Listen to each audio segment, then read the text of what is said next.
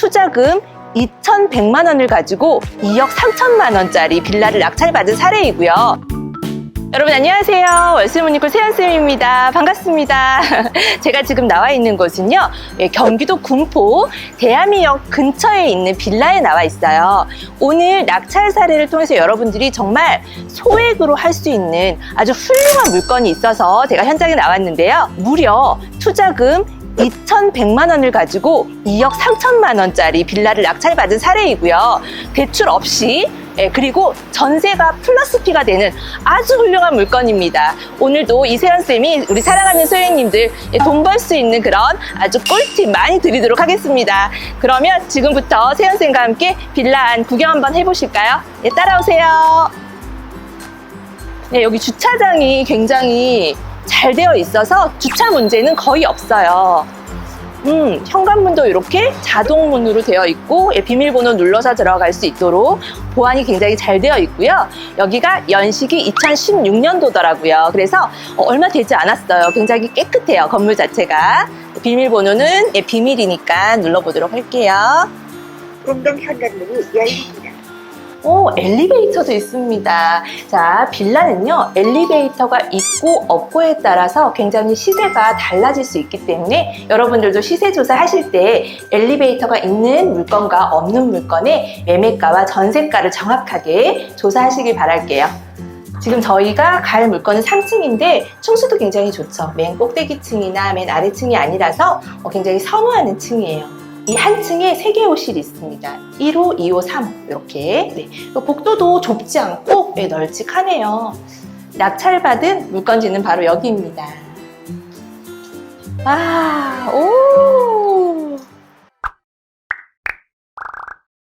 물건 안으로 들어와 봤습니다.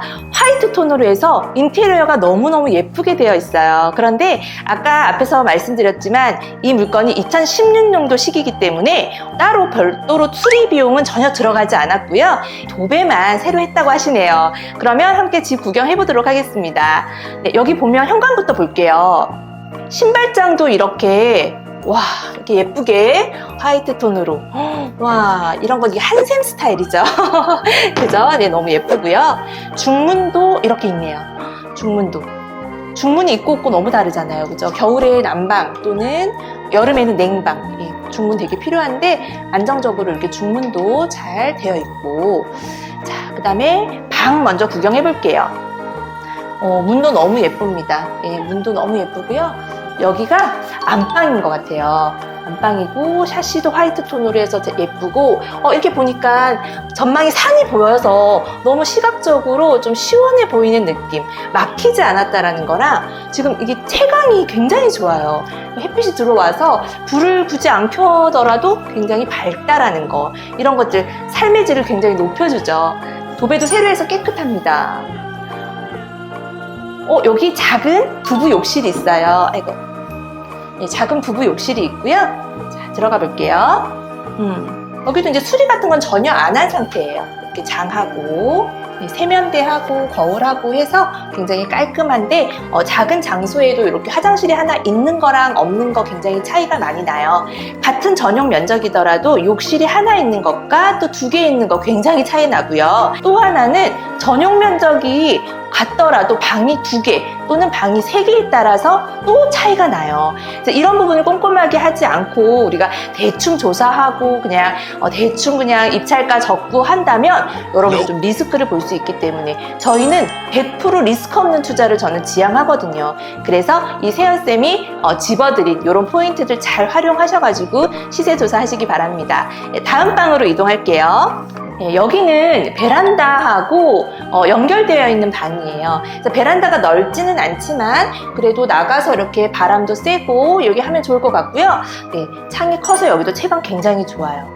그리고 방이 굉장히 네모 반듯해요. 그래서 짐 놓기에도 구조를 정하기에도 굉장히 좋을 것 같아요. 방이 뭐라고 할까, 좀 길쭉하거나 좀 이렇게 각이 져 있거나 이러면 가구를 배치할 때 굉장히 불편하더라고요. 개인적으로 활용도가 좀 낮은데 여기는 이쪽 면, 이쪽도 면, 저쪽도 벽면, 창문을 제외하고 여기도 벽면이 넓죠. 활용을 충분히 할 수 있는 거예요. 너무 좋네요. 자, 다음은 공용 욕실입니다. 네, 보시면 아까 안방하고 디자인은 비슷하고요. 조금 더 넓어요.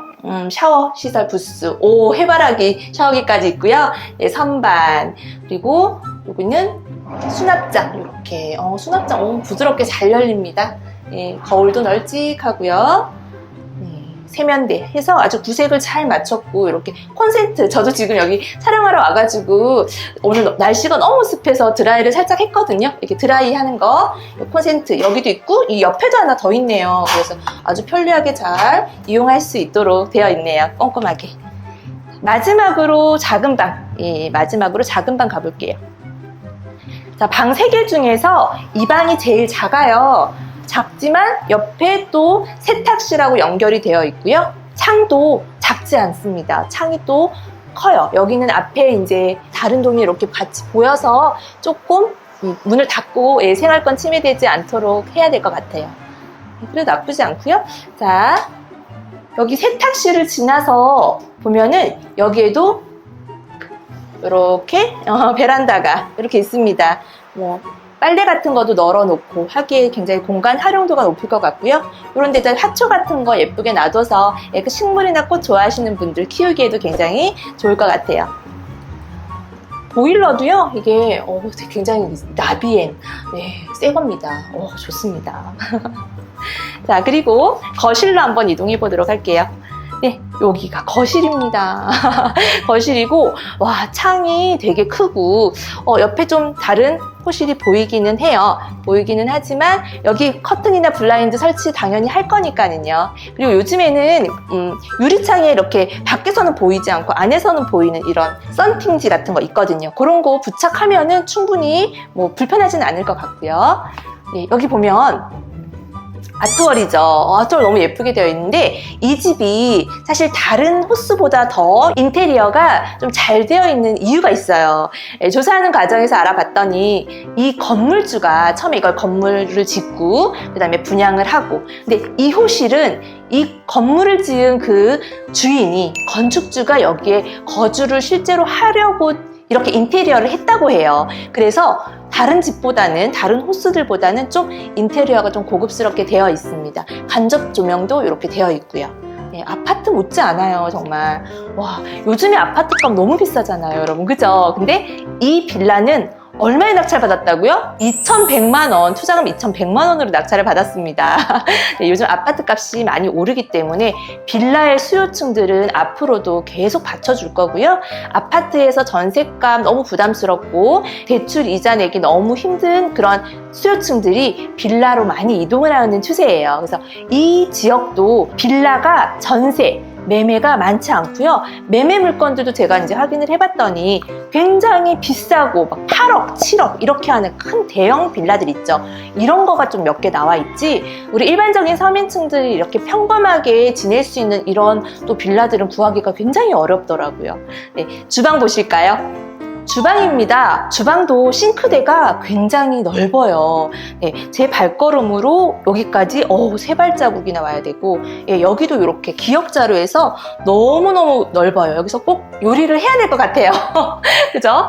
네, 자, 이렇게 수납장도 되게 많이 있고요. 우리 주부님들이 보면은 이 그릇 욕심도 굉장히 많거든요. 네, 그래서 막 쓰지 않는 거, 시집 올 때, 결혼할 때 가지고 온 혼수용품들까지 버리지 않고 차곡차곡 쌓아놔요. 충분히 수납이 가능할 것 같습니다. 그쵸? 네, 이렇게 쿡탑도 3구로 되어 있고요. 네, 식탁 별도로 구입하지 않으셔도 돼요. 식탁 이렇게 옵션으로 되어 있는데, 식탁이 너무 짧은 거 아니에요? 이게 2명만 밥을 먹을 수 있나? 손님이 오거나 우리가 이제 첫째, 둘째 출산을 했어요. 그랬을 때는 얘를 점점 빼면 됩니다. 이렇게 와 이렇게 해서 오손도손 의자만 놓고 예쁜 의자 놓으면 또 분위기가 한층 돋보일 것 같고요.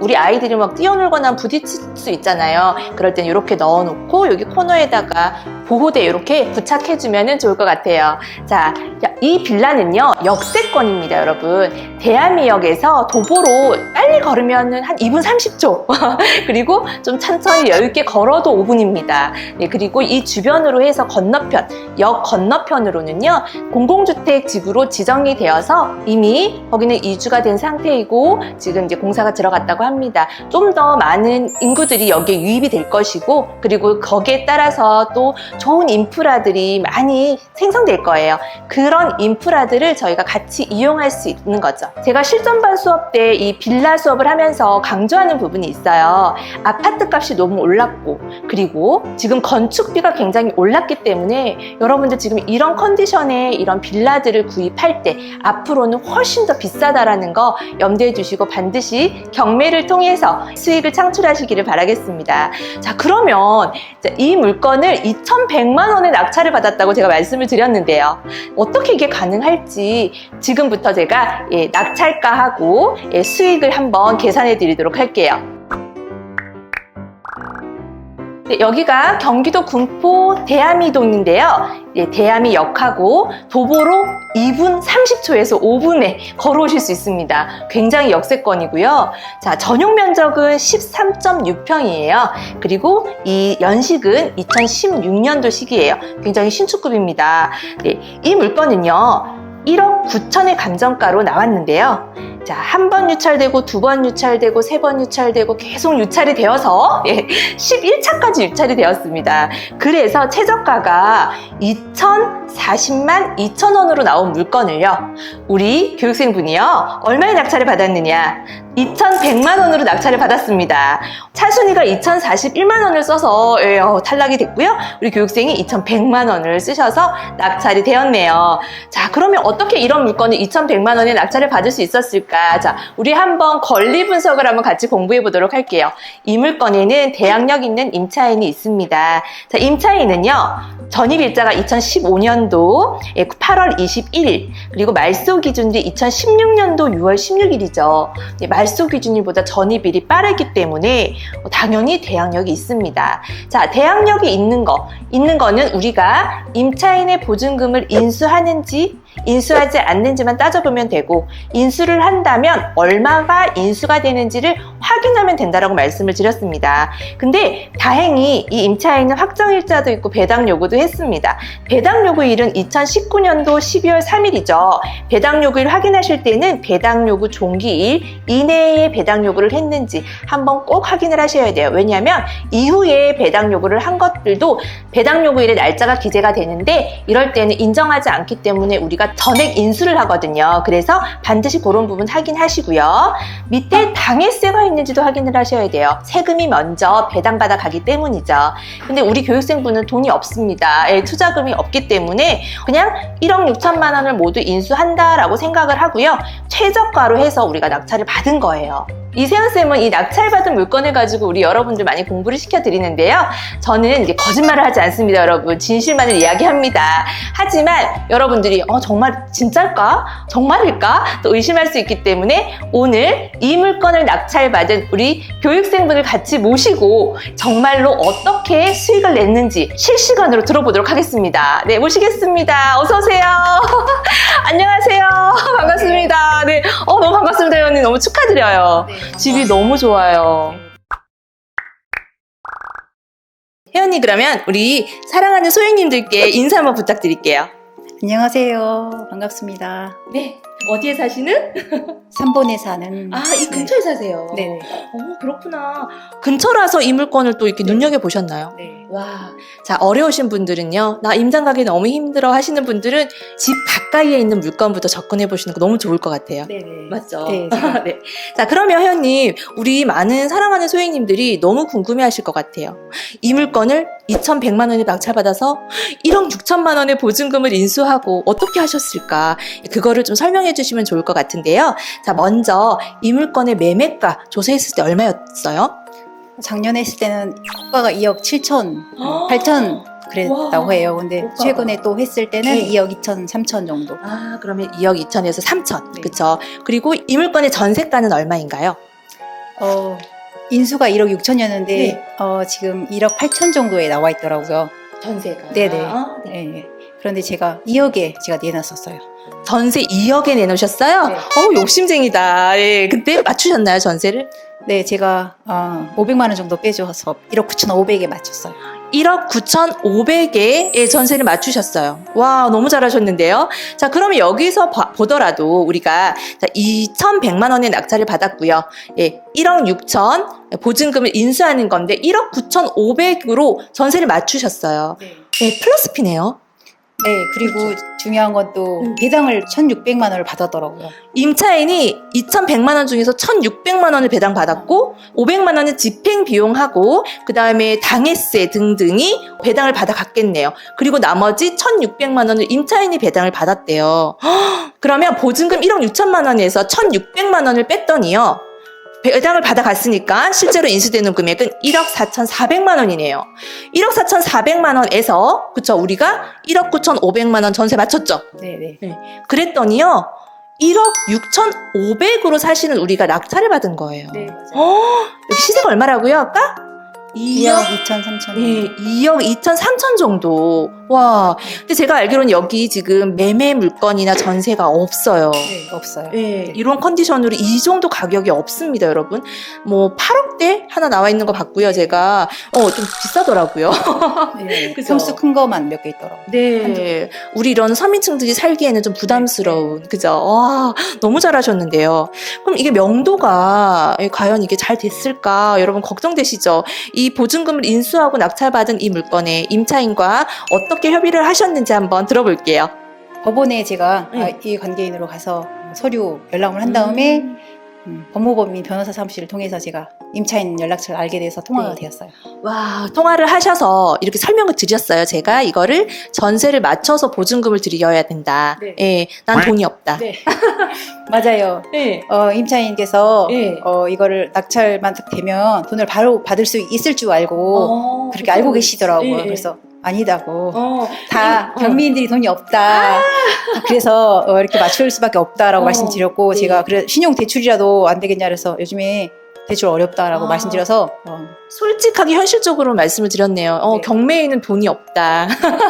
그리고 신용대출 좀 안 되는 거 알죠? 이렇게 솔직하게 그냥 얘기를 하신 거예요. 네, 돈이 있으면 정상적인 물건을 거래를 하지 이렇게 하자 있는 물건을 거래를 하겠느냐. 와, 네. 그렇죠. 하자 있는 물건을 이걸 낙찰을 받겠느냐. 당신이 이걸 받으려면 이건 하자 있는 물건이다. 이걸 인지시켜 드렸네요. 네네네.